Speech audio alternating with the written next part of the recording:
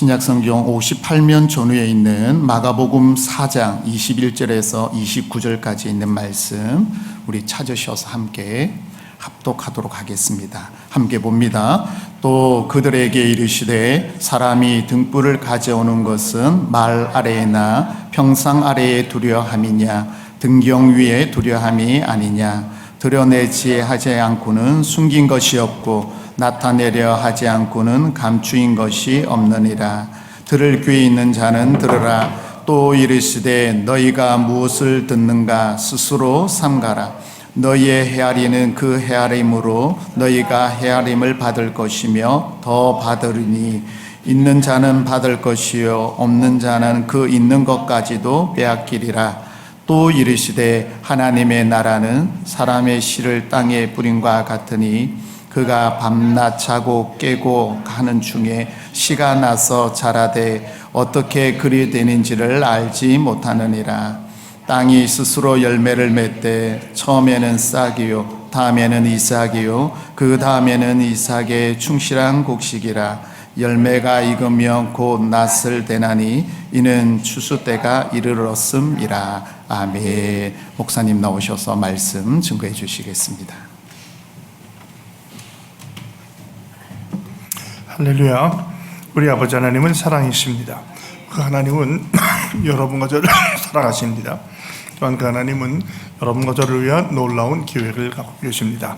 1월 10일 수요일 새벽 기도를 통해서 다시 한번 저와 여러분이 우리 주님의 풍성한 사랑을 체험하시고 또 우리를 향한 놀라운 계획을 발견하게 되시기를 주 예수 그리스도의 이름으로 축복합니다. 저는 봉독한 말씀을 중심으로 특별히 23절에 있는 말씀을 중심으로 해서 들을 귀 있는 자가 됩시다 라고 하는 제목으로 여러분과 함께 은혜를 나누기 바랍니다. 한번 따라해 주시기 바랍니다. 들을 귀 있는 자가 됩시다. 들을 귀 있는 자가 됩시다.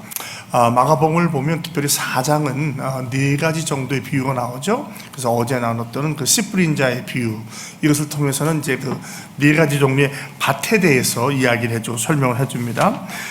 오늘은 두 번째는 그 등불에 대한, 등불과 등경에 대한 비유를 말하면서 우리가 말씀을 들을 때에 하나님 나라의 말씀의 목적은 전하는 것이 감추는 게 아니라는 거죠. 그래서 우리가 잘 들어야 된다. 그리고 거기에 대해서 우리가 들을 때 어떤 마음으로 자세를 둬야 되는가, 조심해서 듣고 우리가 헤아린 데 들으니까 잘 듣고 열심히 적극적으로 들어야 된다고 말씀해주고 있습니다. 그 다음에 또 26절부터는 이제 그 씨, 역시 씨 뿌리는 비유라고 하시는데, 이거는 스스로 자라나는 씨, 이제 밭이라기보다는 그 씨에 대해서 얘기를 해주는 거죠. 씨가 어떻게 자라나는가, 우리가 어떤 노력을 해도 그것이 아니라 하나님께서 자라게 하신다. 복음의 그 놀라운 특징을 말하고 있는 것이고요. 내일 보면 이제 겨자씨에 대한 비유가 나오게 되겠습니다. 오늘 그 두 번째, 세 번째인데요. 21절로 25절까지는 등불에 대한 비유에 대한 설명이고, 26절로 20절까지는 이제 스스로 자라는 씨에 대한 얘기가 되겠습니다. 오늘 등불에 대한 이야기는 마태복음 5장 15절로 16절도 나와 있어요. 산상수훈에 나와 있는 이야기인데요. 그 등불을 가져오는 것은 말 아래나 이 평상 아래 두는 게 아니다라고 얘기하죠. 근데 우리가 이것을 알려면 유대인의 그 가옥 구조를 좀 이해를 해야 돼요. 오늘날은 이제 집이 가능하면 창문이 많게 짓잖아요. 그러니까 더운 데로 가면 갈수록 창문이 많습니다. 바람퉁이하고 추운 데로 가면 갈수록 창문을 작고 적게 만들어요. 근데 유대 나라는 그 흙벽돌로 집을 짓는데 창문이 굉장히 작았어요. 크지 않았어요. 모래바람 같은 게 많으니까. 그러니까 한낮에도 집안이 밝질 못해요. 그래서 동전을 잃어버린 그 처녀가 집을 찾기 위해서 등불을 두고 찾는다고 하잖아요. 한낮인데도 어두운 거예요. 게다가 양탄자가 깔렸던지 그러면은 정말 찾기가 어려운 것이죠. 그렇기 때문에 특별히 저녁이 되면 뭐 등불이 없으면 안 되죠. 유대 여자들의 중요한 책임, 사명 중에 하나가 등불을 잘 지키는 거예요. 불씨를 잘 지켜놔야 돼요. 그러니까 우리가 옛날부터 보면 우리 한국 같은 이제 화롯불에다가 불씨를 지펴놓잖아요. 그런 식으로 불을 지펴야 되는 거예요. 그래서 이제 그거를 잘 지켜놓는데, 이제 뭐 잘 갖고 있다가 저녁이 되면 뭐 조금만 오늘같이 전기 같은 게 없으니까 금방 어두워지잖아요. 그러니까 그때는 빨리 등불을 가져와서 집안을 밝혀야 돼요. 저도 이제 제 고향 충청도 음성에서 한 78년까지 살다 갔지만 제 기억에는 전기가 75년 동안 들어왔어요. 그러니까 그 어렸을 때는 항상 가면 등불, 호롱불 있잖아요. 이렇게 등 대 있고 나무리로 이렇게 세워가지고 등 달려놓은 거 있잖아요. 그걸 가지고 이제 밑에 기름을 넣고 등을 했던 기억이 나는데 그렇게 되는 거죠. 그 등은 말 아래, 여기 말은 우리가 타는 말이 아니고 우리가 잴 때 한 말, 두 말 하는 그 그릇 있잖아요. 부피를 재는 용기예요. 그러니까 어떤 사람은 대박이라고 말을 하죠. 쌀 같은 거 팔 때 왜 그 되는 말이 있잖아요. 뭐 홉, 뭐 이렇게 지금 정확히 그 수치가 기억이 안 나는데 그 아래 두지 않잖아요. 또는 여기 평상을 말하면 오늘날 말하면 침대를 말해요. 침대 아래 두지 않잖아요. 그건 목적과 의미를 상실하는 거예요. 여기서 등불은 구약에서는 여호와 메시아를 등불로 얘기했어요. 근데 신약에 오면 예수님과 그분의 말씀을 상징해요. 그러니까 하나님의 말씀을 감추려고 두는 게 아니라는 거죠. 많이 드러나게 한다. 그러니까 복음의 놀라운 폭발력과 전파성이 있어요. 조금 더 말을 그 하나님 씨가 잘하는 것도 보면 잘하게 돼 있다는 거죠. 그래서 그걸 잘하게 돕는 거예요. 그러니까 이제 그 여인들이 불을 끌 때도 보면 그냥 이렇게 후 불어서 안고 연기가 나니까 그래서 이게 말로 덮어요. 그러니까 덮어서 끄는 거예요. 그러니까 불을 그렇게 하지 않는다는 거죠. 가져오는 이유는. 그리고 평상에 감춰서 보이지 않게 하는 게 아니다. 그리고 등경, 등대 또는 그 선반 위에다 두는 것이 아니냐라고 지극히 상식적인 말씀을 하시는 거예요.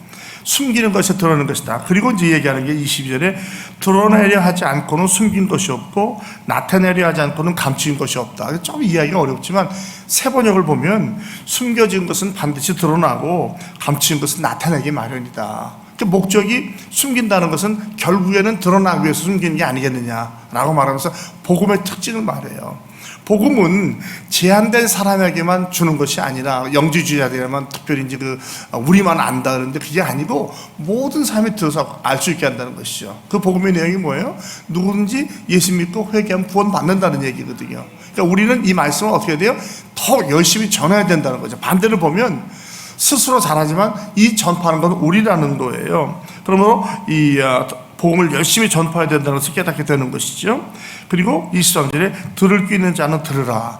계속 그 말씀 하시잖아요. 마태복음 들고 들을 귀 있는 자는 들을진저라고 말하는데 들을 귀라는 것은 뭐라고 하면 들을 수 있는 마음의 자세가 되어 있냐는 것이죠. 여러분 등불이 안 보여요. 우리가 맑은 정신 등불이 안 보일 때는 언제 안 보이는 걸까요? 등불 여기다 가져 놨는데 우리가 다 제대로 볼 수 있는 사람인데 눈이 안 보이는 사람 아니고는 등불이 안 보여요. 어느 때 안 보이죠?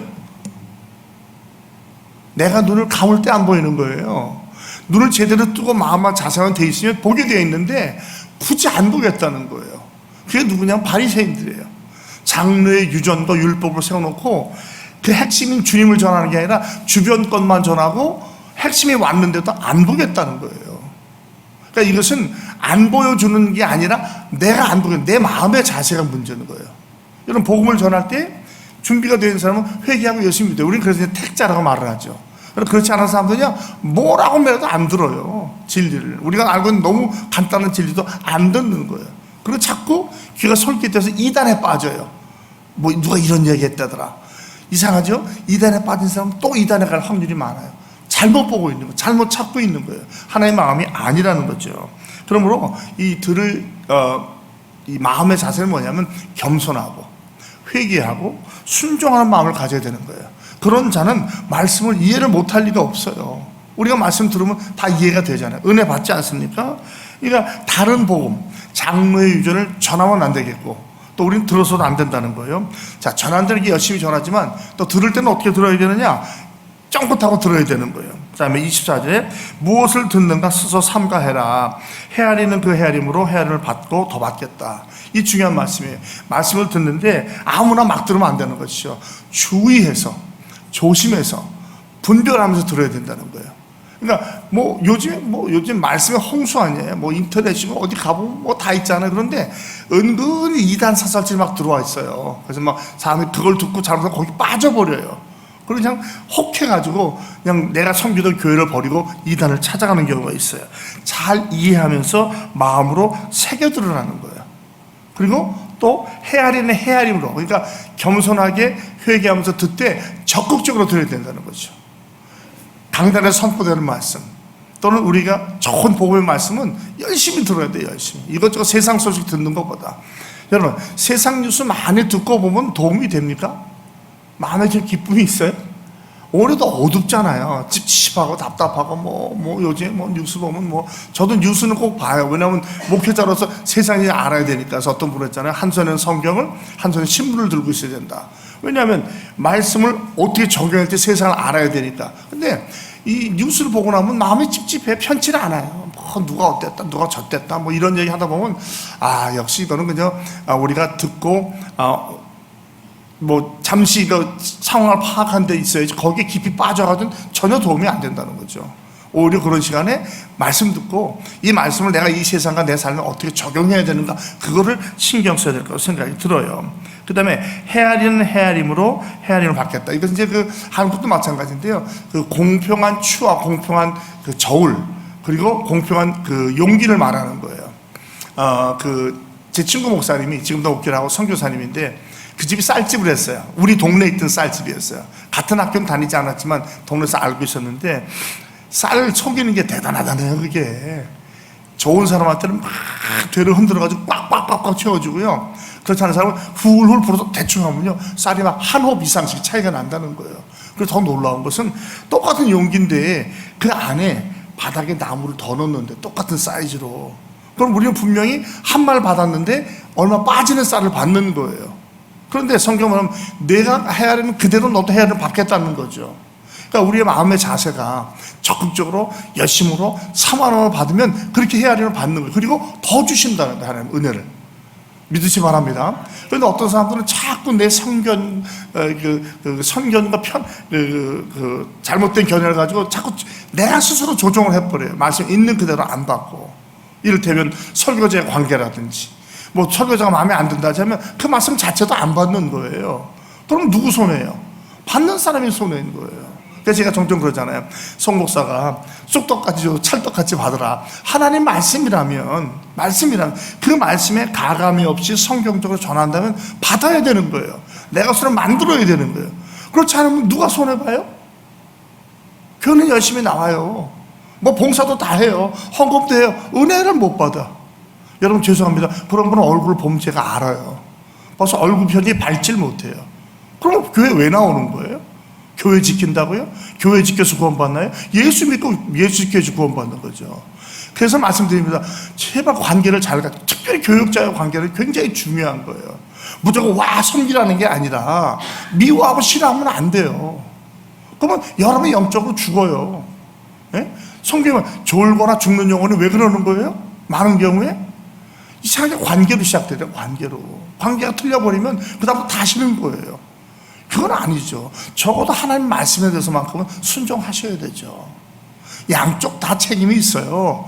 이를테면 제가 말을 잘못했다든지 태도에 문제가 있다든지 죄를 짓는다든지 그런 문제가 있겠죠. 그러나 그런 게 아니고 호불호의 차이, 선호도의 차이라면 그것 때문에 이를테면 제가 여러분 다 좋아하지도 않잖아요. 그 말이 뭐냐면 여러분이 하는 걸 다 좋아하지 않잖아요. 여러분의 언어나 태도나 행동이 다 제 마음에 드는 거 아니에요. 그러나 그것은 하나님의 말씀을 전하는 것은 상관이 없는 거예요. 왜? 사명 감당하는 거니까. 반대로 여러분도 마찬가지라는 거예요. 여러분 어떻게 송 목사를 다 좋아하겠어요? 저만 얘기하는 게 교육자 다 말하는 거예요. 설교하는 스타일도 달라. 근데 그걸 다양성으로 봐야 되는데 내가 원하는 대로 안 하니까 이건 틀린 거예요. 그건 굉장히 위험한 거죠. 그게 바로 장로의 유전이라는 거예요. 그게 잘못된 교훈이라는 거예요. 은혜가 안 돼. 말씀이 안 돼. 여러분 굉장히 조심해야 돼, 그런 말은요. 그리고 이런 말은 전염성이 있어요. 여러분 툭 뱉은 말이 잘못하면 다른 사람들 그대로, 특히 초신자한테 그대로 전달돼 버려요. 그럼 그 사람들도 선입견을 가지고 그다음부터는 은혜를 못 받아요. 아니 은혜 받으러 나와서 은혜 못 받고 그러면 그것처럼 억울한 일이 어디 있어요. 여러분 이건 놓치시면 안 돼요. 이거 막 매달리셔야 돼요. 적어도 말씀이 선포될 때는 아멘하고 받아들이는 거예요. 그 말씀만큼은. 그리고 그대로 살아가기. 그 사람은 안 닮아도 돼요. 그럼 말씀은 안 따라갈 수 없잖아요. 그게 우리에게 굉장히 중요한 신앙의 태도예요. 25절 더 무서워요. 있는 자는 받을 것이요 없는 자는 있는 것 같아 빼앗기라. 이 세상은 공평을 말해요. 그죠? 부익부 빈익분이야. 일한 만큼 받는다. 성경 그렇게 말하지 않아요. 복음은 내가 만드는 게 아니에요. 복음을 가진 자는 하나님 은혜로 더 주시는 거예요. 이건 내가 한 게 아니에요. 아무리 봐도 여러분, 저와 여러분이 오늘까지 여기 온 게 하나님 은혜 아니에요? 은혜라는 게 뭐예요? 내가 일한 만큼 벌었다면 그건 은혜가 아니에요. 정당한 내가 사례를 받은 거지. 그게 아닌 거예요. 그냥 주시는 거예요. 놀라운 것은 없는 자는 없는 대로 사는 게 아니라 뺏어가 버려요. 그냥 놓쳐버린다는 거예요. 이거는 구원을 놓친다는 게 아니에요. 여러분, 하늘나라에서 상급과 은혜가 볼 게 없어요. 구원을 받았는데도 은혜로 못 살아요. 항상 율법처럼 생각하고 항상 마음에 삐딱하고 이상하게 쳐다보고, 그런 사람은 직분을 받거나 뭐나 목사가 돼도 아무 소용이 없는 거예요. 하늘나라 가겠죠. 예수 믿었으니까. 구원은 안 뺏기니까. 그러나 그 구원이라는 받은 삶이 얼마나 비참해지겠어요. 예? 제가 이제 말씀드려요. 천국 가면 주님이 그랬냐? 아이고 안 됐다. 그렇게 말 안 하셔요. 구원은 내가 받고 내가 스스로 이루어가는 두렵고 떨림으로. 그러니까 비교할 필요도 없고 따질 필요도 없는 거예요. 내가 믿음을 지키고 살아가는 게 중요해요. 어떻게 됩니까? 빛과 소금으로 살아가는 거예요. 내 땅에서 내가 선한 행실과 또한 경건으로 살아가는 거예요. 그러니까 복음을 열심히 전파해야 되지만 우리가 들을 때는 열심히 들어야 돼요. 아무리 들은 말이라도 항상 복음에는 항상 새로운 은혜가 있거든요. 적극적으로 들어야 돼요. 좋은 말씀이면 은혜로 말씀 듣고 실천해서 애써야 된다는 것이죠. 등불에 대한 비유가 거기 있는 거예요. 감추려고 하는 게 아니에요. 이거 드러나는 거예요. 아무리 내가 감추려고 해도 복음은 드러나게 되어 있어요. 그게 복음의 능력이거든요. 그러니까 거기에 타고 같이 가는 게 중요한 것이지, 내가 그걸 내 방법으로 어떻게 해보겠다, 그렇지 않다는 것이죠. 자, 그 다음에는 26절 또 하나님 나라를 얘기하는데 이게 어제 있었던 그 시프린 그 비유하고 같지만 조금 다르죠. 말씀드렸지만 어제는 그 밭에 마음의 상태를 얘기하는 거예요. 길가냐, 돌짝밭이냐, 가시덤불이냐, 좋은 밭이냐 따라서 열매 맺고 안 먹었는데, 오늘 뭐냐면 그 씨 자체에 대해서 얘기해요. 이 씨는 바로 복음을 말하는 거예요. 예수님을 말하는 거 핵심이에요. 이거를 땅에 뿌리잖아요. 전도자가 뿌리면 어떻게 자라는지 모르지만 우리가 밤낮 먹고 자고는 사이에, 나도 모르는 사이에 열매를 맺는데 그리들이 알지 못한다는 거예요. 그렇다고 해서 농부가 일을 안 하라는 건 아니에요. 농부는 자기 일을 해요. 그럼 농부가 잘하게 하는 게 아니라 하나님께 하신다는 거예요. 여기서 중요한 것은 하나님의 주권이에요. 하나님이 하시는 일이지 내가 무슨 전도서 믿었다, 내가 공을 세웠다, 그게 아니라는 거예요. 우리는 그저 맡겨진 대로 최선 다하고 충성하는 거예요. 그러면 하나님께서 때가 되면 아름답게 열매를 맺게 하시는 거예요. 그럼 우리는 최선을 다하고 겸손할 것밖에 없어요. 내가 자랑할 게 없다는 거죠. 공로가 없어요. 송 목사 하나 앞에 섰을 때, 야, 송 목사, 너 어떻게 살든, 저 이런 교회 하고 왔어요. 아무 소용없어요. 조영기 목사님도 마찬가지고, 뭐 정필도 목사님도 마찬가지고, 자랑할 게 없어요. 하나의 은혜로 한 거니까 우리는 그저 무익한 종이었을 뿐입니다. 밖에 할 말이 없는 거예요. 우리가 성전 지었다고요? 그거 자랑할 수 있겠어요? 하나님 앞에서? 성전 지을 돈을 누가 주셨는데? 그 능력을 누가 주신 거예요? 지혜. 하나님이 하신 거거든요. 그저 순종하고 겸손할 것밖에 없다는 거죠. 하나님의 나라는요, 하나님의 시간표에 따라서 하나님의 방법대로 하나님의 나라가 이루어져 가고 있어요. 그러니까 어떤 면에서는 너무 걱정하지 말라는 거예요. 성전 건축도 저는 그렇게 생각합니다. 성전 건축도 하나님이 하신 거예요. 우리가 하는 거예요. 우리는 그저 주님께서 주신 지혜 가지고 마음을 모아서 순종할 뿐이에요. 주님의 때가 되면 아름답게 이루어 주실 줄로 믿습니다. 그러면 우리는 겸손하게 최선을 다하면 돼요. 문제는 과연 최선을 다하느냐 있는 것이죠. 마게도냐 성도들이 분에 넘치도록 드렸다는데 과연 나의 안에 그런 마음의 자세가 있는가? 그게 중요한 거예요. 그렇다고 하면 내가 드리는 액수나 시간과 에너지에 상관없이 내가 최선 다해 드렸다면 하나님 그걸로 만족하는 거예요. 우린 그걸로 감사할 수 있는 것이죠. 28절, 땅이 스스로 열매를 맺는데 처음에는 싹, 다음에는 이삭, 다음에는 곡식, 그 다음에 추수예요. 이게 아주 우리가 잘 아는 거죠. 씨를 뿌려요. 이게 줄기가, 이 싹이 하는 건 줄기예요. 그 다음에 이삭이 생기는데, 처음 이삭은 우리가 못 먹잖아요. 처음 여러분 그 벼가 막 날새 보면 처음에 따다 보면 아무것도 안 들어있어요. 모양만 있지. 근데 이게 노랗게 익어가면 그때 쌀 알이 들어가잖아요. 그렇게 해서 곡식을 알곡이 생기는 거죠. 알곡이 생기면 즉시 낫을 됩니다. 추수 때가 온다는 거죠. 이 말은 사실은 추수 때가 이미 왔다는 이야기예요. 올 거라는 게 아니야. 와 있다는 거죠. 그 추수할 것은 많대 일꾼은 적다고 그러잖아요.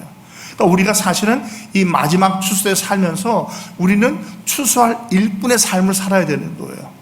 믿지 않은 자를 예수 믿고 구원받게 한다면 이 사람도 추수꾼이 되기, 신천지에 추수꾼에서 죄송하지만 그 뜻이 아니라 정말 복음을 전해서 사람을 예수 믿게 하는 그 사명을 감당하는 거예요. 교회의 본질적인 사명이 뭡니까? 복음 전하는 거 아니에요.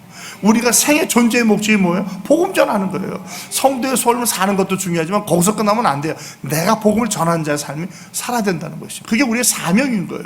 이걸 놓치면 안 된다고 성경은 말하고 있어요. 그때 추수의 기쁨을 누리는 거예요. 그때 우리 함께 감사할 수 있는 것이죠. 나는 무익한 종이지만 하나님 나를 들어서 하나님 나라의 복음에 확장되는 데 사용을 하셨다면 그걸로 쓰임받은 것을 감사하는 거죠. 여러분, 실력과 능력이 다 있는데 쓰임받지 못해요. 그건 불쌍한 거예요.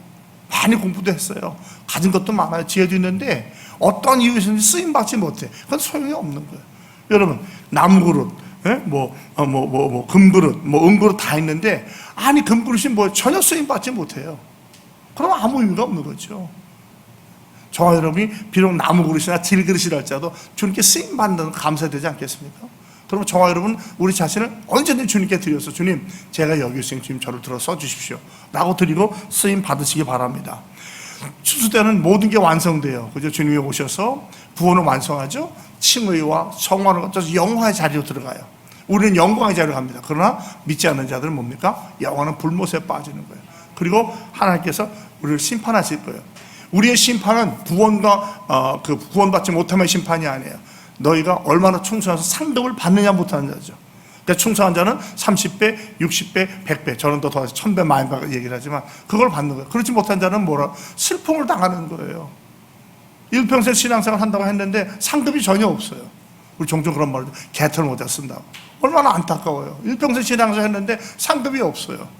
그럼 어떻게 된지 아세요? 주님이 책망하셔. 그냥 안 됐다 그러지 않아요. 책망하신다고 그랬어요. 주님께서 은혜와 은사와 복을 주시는 이유는 나만 누리라고 주신 게 아니에요. 기독교의 핵심은 이타주의 아니에요. 믿지 않는 자들, 연약한 지체를 세워주고 복음 전하는 게 우리 사명이거든요. 그 사명을 감당하는 게 중요해요. 추수 때가 오기 때문에. 그러니까 세상상에 많은 행복과 축복은 다르잖아요. 행복은 뭡니까? 행복은 환경에서 좌지우지돼요. 축복은 그게 아니에요. 그리스도께서 십자가 보혈로 돌아가셨기 때문에 우리에게 주어진 거예요. 이게 저는 종종 기쁨이라고 말을 하죠. 그러니까 물론 우리가 행복 아카데미 하는데 그 행복이 세상적인 행복 따라가는 게 아니잖아요. 사실 이제 우리 김 목사님도 같이 갔었지만 그 행복 아카데미 가면 백동조 목사님께서 하시는 말이 그 행복은 곧 기쁨이라는 거예요. 그냥 세상적인 행복이 아니라는 거죠. 그걸 추구한다는 거거든요. 그러니까 저와 여러분도 주님이 주시는 기쁨 이미 받았잖아요. 이제 우리가 누려야 돼요. 우리가 느끼고 즐길 수 있어야 돼요. 그리고 전염성 있는 것처럼 남들에게 전하는 사명을 가지고 살아야 됩니다. 말씀 맺겠습니다. 사실 팔복도 보면 다 역설이에요. 그죠? 가난한 자가 복이 있다. 의리 핍박. 이게 뭐냐면 이 세상과는 복음은 많이 다르다는 거예요. 그래서 누가 그랬잖아요. 세상이 가는 방향을 가만히 보고 거꾸로만 가도 성경적인 삶이 될 수 있다고. 명예, 권세, 막 건강 주고 가면 그대로 반대로 가라는 거예요. 그럼 그것이 오히려 복음을 향한 길이 될 수 있다고 그래요. 사랑하는 성도 여러분, 우리는 등경을 가져오는 자예요. 등불은 하나님의 말씀이에요. 이 사명을 주셨어요. 우리가 감추려고 안 보이려고 하는 게 아니에요. 내 언어와 태도와 삶이 만약에 복음을 가린다면 이게 정말 하나님 앞에 책망받을 일이에요. 내 삶을 통해서 등불을 등경에 놓는 거예요. 그럼 복음은 복음대로 역사를 하는 거예요. 복음의 역사, 내가 해서 되는 게 아니라 갖다 놓기만, 우리는 전하기만 하면 돼요. 나머지는 하나님이 책임져 주는 거예요. 그 대신 열심히 최선을 다해야 돼요. 또 우리가 복음의 메시지를 들을 때는 적극적으로 들어야 돼요. 복음이 아닌 것을 영적으로 분별해서 복음만 듣는 거죠. 주위에서 들어야 되니까. 그리고 그 다음부터는 헤아리는 대로, 우리가 은혜 받는 대로 하나님께서 복을 주시는 거예요. 더 주셔요. 그런 사람에게. 그런데 자꾸 판단하고 비판하고 어떤 이유에서든지 복음의 메시지를 제대로 못 받아들이면 그건 안타까워요. 여기에 위험한 게 뭐냐면 전하는 자를 가지고 자꾸 판단을 한다는 거예요. 복음의 내용을 가지고 하는 것이 아니라. 이건 안 통해요. 되지 않습니다. 이걸 이해하지 못할 때 특히 정이 많은 한국 사람들은 자꾸 헷갈려 버리는 거예요. 분명히 복음이 전파됐는데 아니라는 거죠. 그렇지 않아요. 아니, 어느 교회에서 복음 전하지 않는 교회가 얼마나 있겠어요. 다 복음 전하죠. 맞아요. 관계가 중요해요. 저도 관계 중요하다고 생각해요. 그러나 관계 때문에 내가 복음을 못 든다면 그건 핑계 댈 수가 없는 거예요. 그건 하나님 앞에서는. 우리가 하나님 앞에 서는 게 중요하지 사람 앞에 서는 게 중요해요? 근데 왜 자꾸 그것 때문에 흔들리냐고요. 흔들리지 마세요. 복음 잡고 나가세요. 그리고 문제가 보이면 기도하세요. 기도라는 놀라운 능력과 파워가 있는데 왜 자꾸 서운해하고 섭섭해하고 그걸 말로 표현해요. 기도하십시오. 여러분, 교회도 분위기예요. 분위기가 좋은 교회가 잘 되는 교회예요. 아무리 커보세요. 분위기가 안 좋으면 부흥하나? 부흥 못합니다. 건물 잘 지으면 교회 잘 될 것 같아요? 착각하지 마세요. 교회는 그렇지 않아요. 예? 제가 제일 염려하는 건 그거예요. 교회만 지어주면 잘 되겠다. 그렇지 않아요. 여기서 더 잘 돼야 돼요. 그래서 넘어가야지 그때만 되면 잘 되겠다. 그렇지 않습니다. 예. 복음의 능력은 그런 게 아니에요. 그 다음에 이 복음은 저절로 자라나요. 뿌리기만 하면. 우리는 그저 순종하고 최선만 다해요. 그러면 때가 되면 우리에게 은혜와 기쁨과 감사가 있을 거예요. 저와 여러분이 이 추수하는 사람의 기쁨과 복을 누릴 수 있길 바랍니다. 오늘 하루도 계속 이 말씀을 기억하면서 어디에 가든지 사람을 만날 때 복음을 전하는 기회를 삼으시고 간증하는 기회를 삼으시고 또 그들이 주님께 나아갈 수 있도록 최선을 다하시는 저와 여러분이 되기를 주 예수 그리스도의 이름으로 축복합니다. 하나님 아버지 고맙습니다. 오늘도 귀한 새벽을 허락해 주시고 새벽길의 용사들 깨워주시고 불러주시니 감사합니다. 하나님, 이 등불되는 이 복음을 증거하는 사명을 저에게 주사오니 우리는 때를 어떤지 못 얻든지 복음을 전하기 위해서 애쓰게 하시고 최선을 다하게 하시며 또 우리가 복음의 말씀 들을 때는 잘 분별해서 복음이라고 하면 적극적으로 최선을 다하게 하시고 순종하게 하시고 또 거기에 따라서 아름다운 열매를 맺게 도와주시옵소서. 주님의 주권을 기억하게 하시고 하나님의 때와 하나님의 장소에서 우리가 놓여진 것을 알게 하시고 최선을 다함으로 말미암아 풍성한 열매와 풍성한 삶을 사는 우리 모두가 되게 하여 주시옵소서. 예수님의 이름으로 축복하며 기도합니다. 아멘.